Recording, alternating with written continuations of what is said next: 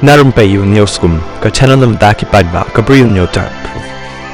Habakren halor ka jingjawab ka Dr. Metap Chandi ubak Prestone song sembut Menteri Ramba jang ka jela but state president jang ka NPP uloong baka jingjawab na ka te ka constituency ka penyo ya ka jingbon MLA ka baskem jang ka party na ying dor bar thau an ka jela ka tada lai pu arngut tamba wat la ka party ka lakot lai pu arngut ki MLA ru kanam ino ya ki perlok ki baya trei lang haka sorkar MDA baroh shikata mat ka jinga trei lang kandang e beteng baik nang ni syakmat ru loong sembut Menteri Ramba jang ka jela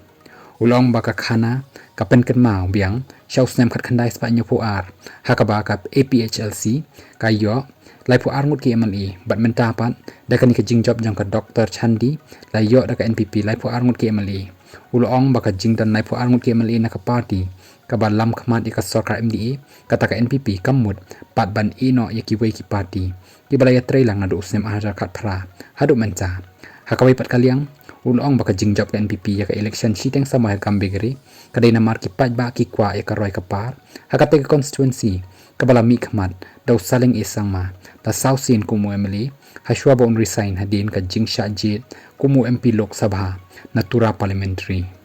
shu kinong yalam bah khmat ka National People's Party NPP haka janmit apolai tre unai wing kata araja apusau kira penlong ka jingle kemen bat chat kemen ha office rekam jang ka party hanong ba shilong na ka benta ka jingjop ka Dr. Metap Chandi isama kertong ka party ya ka election MLA shiteng samoy syaka ying darbar thau an ka jela na gambigri constituency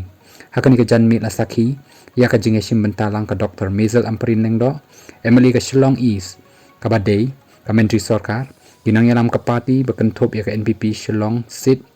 Women's Wing kinang yalam ka National People's Youth Front NPYF lembat kiwai pat